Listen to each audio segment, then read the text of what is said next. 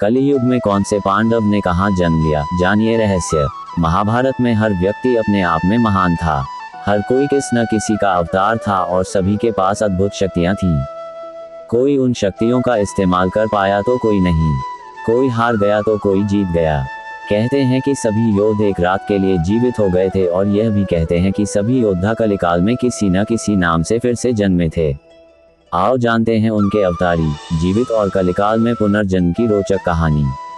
अवतारी भगवान श्री कृष्ण विष्णु के अवतार थे तो बलराम शेषनाग के अंश थे। 8 वसुओं में से एक द्यू नामक वसु ने ही भीष्म के रूप में जन्म लिया था। देवगुरु बृहस्पति ने ही द्रोणाचार्य के रूप में जन्म लिया था। अश्वत्थामा रुद्र के अंशावतार थे। दुर्योधन कलियुग का तथा उसके 100 भाई पुलस्त्य वंश के राक्षस के अंश थे। सूर्यदेव के पुत्र कर्ण, इंद्र के पुत्र अर्जुन, पवन के पुत्र भीम, धर्मराज के पुत्र युधिष्ठिर और 2 अश्विनी कुमारों नासत्य और दस्त्र के पुत्र नकुल और सहदेव थे। रुद्र के एक गण ने कृपाचार्य के रूप में जन्म लिया। द्वापर युग के अंश से शकुनी, अरिष्टा के पुत्र हंस नामक गंधर्व ने धृतराष्ट्र तथा पांडु के रूप में जन्म लिया। सूर्य के अंश धर्म ही विदुर के नाम से प्रसिद्ध हुए। कुंती और माद्री के रूप में सिद्धि और धृतिका का जन्म हुआ था। मति का जन्म राजा सुबल की पुत्री गांधारी के रूप में हुआ था। राजा भीष्म की पुत्री रुक्मणी के रूप में लक्ष्मी जी व द्रौपदी के रूप में इंद्राणी उत्पन्न हुई थी। अभिमन्यु चंद्रमा के पुत्र वर्चा का अंश था। मरुद्गण के अंश से सात्यकी, द्रुपद, कृतवर्मा व विराट का जन्म हुआ था। अग्नि के अंश से धृष्टद्युम्न व राक्षस के अंश से शिखंडी का जन्म हुआ था। विश्वदेवगण द्रौपदी के 5 पुत्र प्रतिविंध्य, सुतसोम, श्रुतकीर्ति, शतानीक और श्रुतसेव के रूप में पैदा हुए थे। दानवराज विप्रचित्ति, जरासंध व हिरण्यकशिपु शिशुपाल का अंश था। कालनेमी दैत्य ने ही कंस का रूप धारण किया था। इंद्र की आज्ञानुसार अप्सराओं के अंश से 16,000 स्त्रियां उत्पन्न हुई थीं। एक रात के लिए जीवित हो गए थे मृत योद्धा। यह उस समय की बात है जब धृतराष्ट्र, कुंती, विदुर, गांधारी और संजय वन में रहते थे। एक दिन वन में उनसे मिलने युधिष्ठिर के बाद धृतराष्ट्र के आश्रम में महर्षि वेदव्यास आए। महर्षि वेदव्यास ने धृतराष्ट्र, गांधारी और कुंती से कहा कि आज मैं तुम्हें अपनी तपस्या का प्रभाव दिखाऊंगा।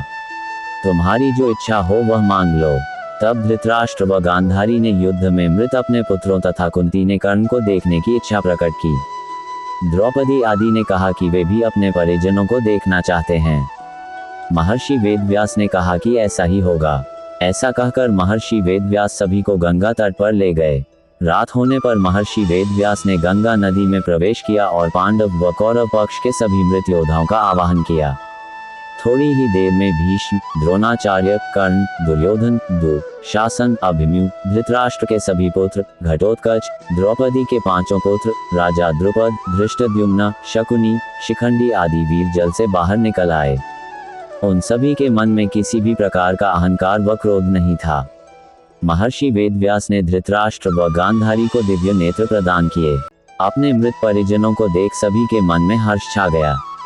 सारी रात अपने मृत परिजनों के साथ बिताकर सभी के मन में संतोष हुआ। अपने मृत पुत्र, भाई, पतियों और अन्य संबंधियों से मिलकर सभी का संताप दूर हो गया। इस प्रकार वह अद्भुत रात समाप्त हो गई। पुनर्जन्म। भविष्य पुराण के अनुसार शिवजी से युद्ध करने के कारण पांडवों को कलियुग में पुनः जन्म लेना पड़ा था। कहते हैं कि जब आधी रात के समय अश्वत्थामा, कृतवर्मा और कृपाचार्य ये तीनों पांडवों के शिविर के पास गए और उन्होंने मन ही मन भगवान शिव की आराधना कर उन्हें प्रसन्न कर लिया। इस पर भगवान शिव ने उन्हें पांडवों के शिविर में प्रवेश करने की आज्ञा दे दी। जिसके बाद अश्वत्थामा में पांडवों के शिविर में घुसकर शिवजी से प्राप्त तलवार से पांडवों के सभी पुत्रों का वध कर दिया और वहां से चले गए। जब पांडवों को इसके बारे में पता चला तो वे भगवान शिव से युद्ध करने के लिए पहुंच गए। जैसे ही पांडव शिवजी से युद्ध करने के लिए उनके सामने पहुंचे, उनके सभी अस्त्र शस्त्र शिवजी में समा गए और शिवजी बोले, तुम सभी श्री कृष्ण के उपासक को, इसलिए इस जन्म में तुम्हें इस अपराध का फल नहीं मिलेगा, लेकिन इसका फल तुम्हें कलियुग में फिर से जन्म लेकर भोगना पड़ेगा। भगवान शिव की यह बात सुनकर सभी पांडव दुखी हो गए और इसके विषय में बात करने के लिए श्री कृष्ण के पास पहुंच गए। तब श्री कृष्ण ने उन्हें बताया कि कौन सा पांडव कलियुग में कहां और किसके घर जन्म लेगा। कलियुग में किसका जन्म कहां हुआ, जानिए। 1. युधिष्ठिर जन्म वत्सराज नाम के राजा के पुत्र के रूप में हुआ। उनका नाम मलखान था। 2. भीम का जन्म वीरण नाम से हुआ जो वनरस नाम के राज्य के राजा बने। 3. अर्जुन का जन्म परिलोक नाम के राजा के यहाँ हुआ। उनका नाम ब्रह्मानंद था। 4. नकुल का जन्म कान्यकुब्ज के राजा रत्नभानु के यहाँ हुआ। उनका नाम लक्ष्मण था। 5. सहदेव ने भीम सिंह नामक राजा के घर में देवी सिंह के नाम से जन्म लिया। 6. दानवीर कर्ण ने तारक नाम के राजा के रूप में जन्म लिया। 7. कहते हैं कि धृतराष्ट्र का जन्म अजमेर में पृथ्वीराज के रूप में हुआ और द्रौपदी ने उनकी पुत्री के रूप में जन्म लिया था जिसका नाम बेला था। मेरी यह जानकारी आपको अच्छी लगी हो तो मेरे चैनल को सब्सक्राइब करें, वीडियो को लाइक करें और कमेंट करें। धन्यवाद। राधे राधे।